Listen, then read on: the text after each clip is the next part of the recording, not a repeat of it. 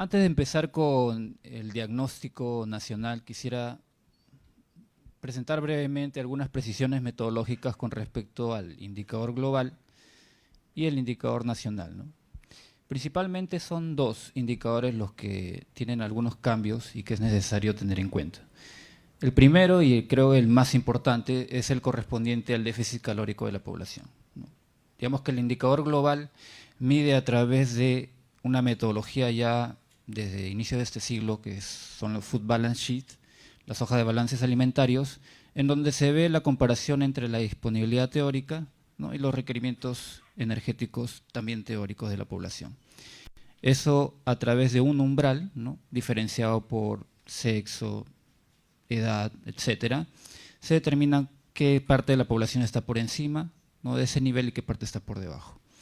En el caso nacional, el que lleva a cabo esta medición, y basado en un estudio en el 2001 por Javier Herrera, lo hace con un indicador también indirecto, pero más preciso. ¿Por qué? Porque parte de las encuestas nacionales, en donde se evalúa cada familia y se ve la disponibilidad, en este caso el gasto energético como proxy de consumo alimentario, con el requerimiento energético, ¿no?, a través del umbral un poco más preciso y más detallado, ¿no? Eso hace un primer cambio en la metodología nacional. El segundo cambio, que es un poco menos importante, tiene que ver con la tasa de mortalidad infantil, ¿no? En la metodología global se determina por la tasa de decesos hasta los 5 primeros años de vida, y en la metodología nacional es hasta el primer año de vida. ¿Por qué? Porque para los departamentos no se contaba con información de proyecciones hasta el 2030, ¿no? Es por eso que se toma el indicador hasta el primer año de vida. Y la segunda razón, un poco menos obvia, es que el INEI sigue más de cerca este indicador, ¿no? Para los que son la tasa de deseos de los 5 primeros años de vida, el indicador no se llama tasa de mortalidad infantil, sino tasa de mortalidad en la niñez. Siguiente, por favor. Y ese es el diagnóstico nacional. Como bien mencionaba Susana, por segundo año consecutivo estamos en una situación crítica. Podemos ver ahí la tendencia, ¿no? Estábamos reduciendo el índice global a nivel nacional y después de la pandemia prácticamente la situación se volvió incontrolable. Es la peor posición por segundo año consecutivo de los últimos 15 años y hay varias razones detrás, ¿no?, que es necesario mencionarlo en esta reunión. Hay algunas razones que son coyunturales y otras que tienen que ver más con la estructura del sistema económico en sí. Las razones que todo el mundo menciona en el contexto nacional son que las presiones inflacionarias, ¿no?, la recesión económica por la que pasó el país, la inestabilidad política, social y ambiental han generado estos picos, ¿no? En el contexto global, durante el siglo XXI, y ahí sí discrepo un poco con lo que dijo Susana, es desde el 2006 en adelante donde empezaron las crisis alimentarias, ¿no?, y donde muchos, digamos, autores relacionados a los sistemas alimentarios mencionan que a partir de ahí se empezó un periodo de precios altos en todo el mundo, ¿no?, y principalmente en los países de América Latina, con lo cual se formó una serie o una tendencia sistemática de precios altos que le llamaron la nueva normalidad, ¿no?, la nueva normalidad de los precios altos. Y eso quizá estuvo muy relacionado a la inestabilidad del precio del petróleo como commodity energético importante, tanto en el transporte, la comercialización, pero también la fertilización química, ¿no?, que sabemos que muchos de nuestros cultivos comerciales tienen una alta dependencia de los fertilizantes químicos. Y finalmente la inestabilidad climática, que como bien dice un estudio de la FAO el año pasado, los eventos climáticos no solamente han aumentado en frecuencia, sino también en intensidad. Más o menos entre los 70 y fines del siglo pasado habían una serie de 100 eventos por año climáticos y durante los primeros años de ese siglo se han aumentado 400, o sea, se han cuadruplicado, ¿no? Y finalmente algunas causas que ya no se habla mucho, pero que sí tienen que ver con los resultados globales y de todo este estancamiento del hambre durante el siglo XXI a nivel global, son las causas estructurales. Y allí creo yo la mejor tesis que se ha mencionado sobre el tema es el que tiene que ver con el término de los regímenes alimentarios y cómo eso ha causado las fallas del sistema alimentario global, ¿no? Y algunos autores que menciono ahí, como Friedman y Michael, a fines de los 80s, publicaron un documento muy importante que tiene que ver justamente con los regímenes alimentarios. Y principalmente los puntos más importantes de estos textos es que el sistema como se ha organizado en la actualidad ha generado dependencia en nuestros países, dependencia alimentaria. De hecho, hay un estudio del CEPES en el año 2022 que muestra cómo la curva de dependencia alimentaria se ha incrementado desde los años 60 del 5% al 20%. Y en algunos productos que son muy importantes dentro de la canasta básica familiar, como trigo, oleaginosas y maíz amarillo duro para consumo humano indirecto, están por encima del 70%, inclusive por encima del 90% de nuestra dependencia. Con toda la volatilidad internacional, con todos estos eventos de la coyuntura externa sobre los precios y los commodities, obviamente el costo de las importaciones se va a elevar y las familias que lamentablemente pagan estas crisis internacionales son las que tienen menos recursos, ¿no? La siguiente, por favor. El diagnóstico departamental también se mantiene crítico. Como vemos ahí la comparación de los dos mapas, el primero, el más pequeño, es de la comparación del mapa departamental prepandemia y el otro es el del año pasado, ¿no? El IGH 2023. Como vemos, se ha teñido, ¿no?, de ese color que nosotros denominamos como una escala de gravedad seria o grave, ¿no? En el año 2019, por ejemplo, había solamente un departamento en una escala de gravedad seria o grave. En el 2023 son 10 esos departamentos, ¿no? Y eso es importante detenernos aquí porque esto puede ser aún peor si nosotros aterrizamos a cifras provinciales o distritales, porque sabemos muy bien que a veces los promedios departamentales ocultan diferencias muy serias a nivel nacional, ¿no? La siguiente, por favor. Y aquí les traje un ejemplo de justamente los dos departamentos con peor índice global del hambre a nivel nacional, Apurímac y Huancavelica. Como podemos ver, en la barra un poco más oscura son los promedios departamentales, ¿no? En ambos casos, el promedio no va a reflejar en verdad la situación de lo que vive sus provincias, por dos razones. Primero, en el caso de Apurímac, si podemos ver allí, la provincia de Antabamba duplica la tasa de desnutrición crónica infantil de Abancay, ¿no? Entonces hay una suerte de extremos muy amplia, ¿no? Y en el segundo caso, Huancavelica, influye mucho también la densidad poblacional con que se tiene algunas provincias, ¿no? Y eso influye en el indicador departamental, ¿no? Por ejemplo, en el caso de Huancavelica, las dos provincias que están por debajo del promedio son las provincias que tiran el indicador hacia abajo, ¿no? Pero sin embargo tenemos 5 provincias que están por encima del promedio, ¿no? La siguiente, por favor. El diagnóstico también por regiones naturales también es crítico. Como podemos ver en la parte izquierda de las barras, históricamente la selva estuvo con un indicador o un índice global del hambre muy alto. Sin embargo, después de la pandemia, como pueden ver aquí en la gráfica ya de tendencias, tanto Lima metropolitana como el resto de la costa traspasó ese nivel, ¿no? O sea que estamos peor que la selva. El IGH de la costa, incluyendo a Lima, se mantiene por una incidencia de hambre mucho mayor, ¿no? ¿Y qué podemos decir de esto? En el caso del efecto rebote económico, no ha logrado hasta ahora superar las falencias, lamentablemente, de espacios urbanos, como vamos a ver en el siguiente gráfico, y lamentablemente se han acortado las brechas, ¿no? Se puede decir que se han reducido las desigualdades, pero para mal, ¿no? Como podemos ver ahí, las curvas están tendiendo a ser prácticamente o estar juntas. Sin embargo, el indicador del hambre está muy cerca de convertirse en grave para el resto de la costa y Lima ya se encuentra en una situación grave justamente con los datos del IGH 2023. ¿Y qué podemos decir también de esto? Hay un estudio del Banco Mundial del año pasado en el que menciona que la pobreza y el crecimiento están muy relacionados, ¿no? El crecimiento económico se podría decir que es un requisito fundamental para aliviar la pobreza o para reducirla.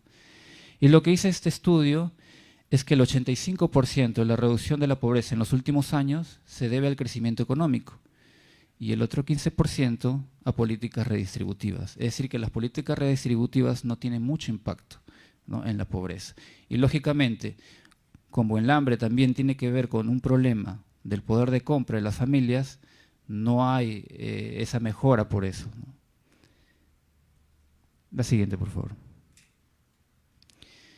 Aquí, como mencionábamos, para reforzar la idea anterior, en las áreas urbanas y el área rural, como podemos ver a partir de la pandemia, en el caso del área rural ya pasamos a una situación grave, ¿no?, en la escala de gravedad.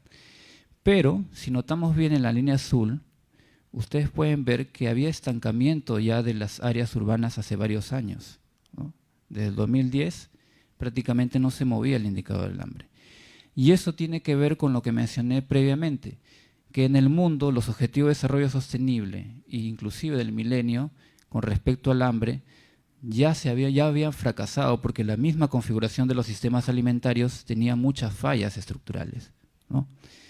La brecha entre hombres y mujeres, como pueden ver allí, estaban acortándose hasta que empezaron los últimos eventos, ¿no?, que han sido catastróficos para estas tendencias también.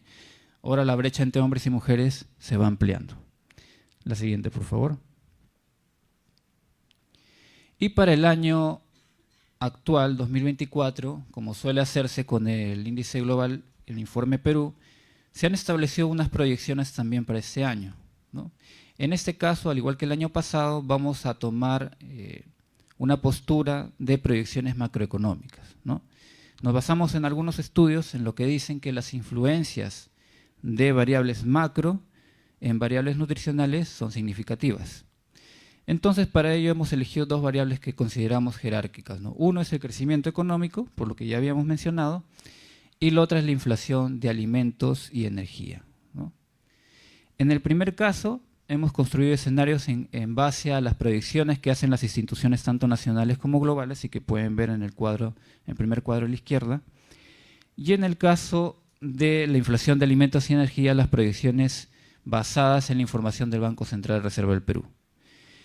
En ambos casos hemos tenido algunas consideraciones. Por ejemplo, en el caso del crecimiento económico, vamos a tomar en cuenta que hay rigideces al alza. Me explico.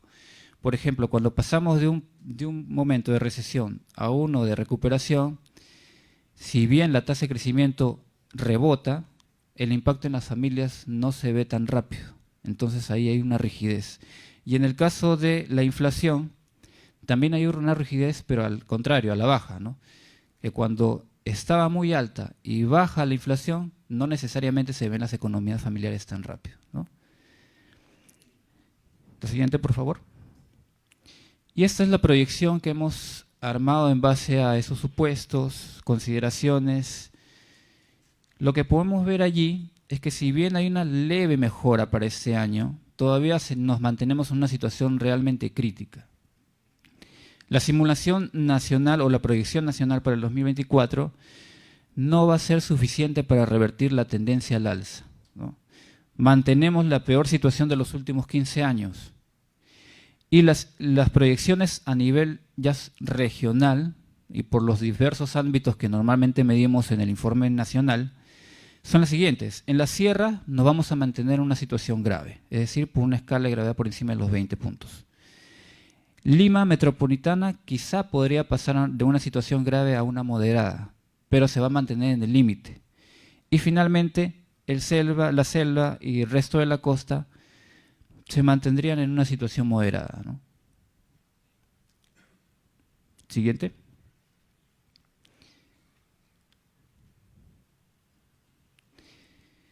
En base a todo lo que hemos revisado, que brevemente, y ustedes lo pueden consultar ya en el informe que pueden tener a disposición con más detalle, tenemos algunas reflexiones y algunos retos también. Entre las primeras reflexiones es que la situación del hambre, tanto nacional como mundial, se mantiene crítico y es difícil de revertir en el corto plazo, ¿no? Esto hace que sea más difícil alcanzar estas metas globales, pero también las metas nacionales de seguridad alimentaria y nutricional.